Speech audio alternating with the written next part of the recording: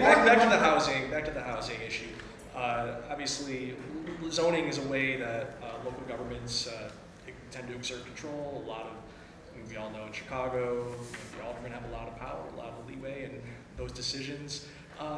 What types of conversations have you had with, municipal leaders, with the IML, with some of the folks representing government that, some of these statewide standards will take away some of their power to, prevent some housing, to determine what kind of housing that's allowed in residential.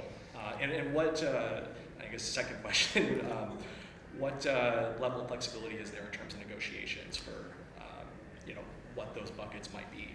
Well, I'm not going to force her to engage in the conversation unless she wants to, but the village president of Oak Park is here, and she's an example and somebody who has thought a lot about this issue.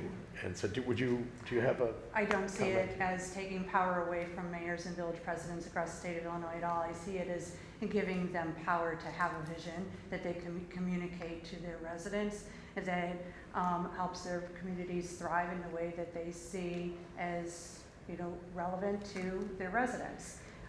This actually provides for more opportunity for growth in ways that I think every village president and mayor can invest in and support.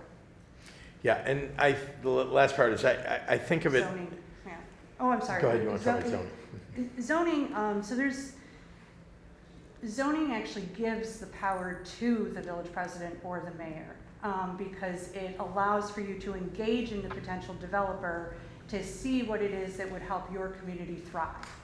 So there's nothing in here that this actually empowers those village presidents. I do understand that the history of zoning is rooted in racism, but there's for each community to evaluate why it is that they have zoning and kind of dismantle that racism and rebuild it so that it is something they can empower is great.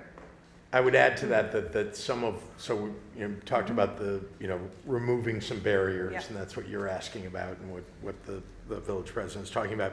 I would also say, one of the challenges that local communities have is just preparing their sites for the opportunity to have a developer come. And if you don't have a site that's sort of ready, then remember the developer is then tasked with coming up with how are we going to pay for the water infrastructure, how are we going to pay for the roads infrastructure, et cetera.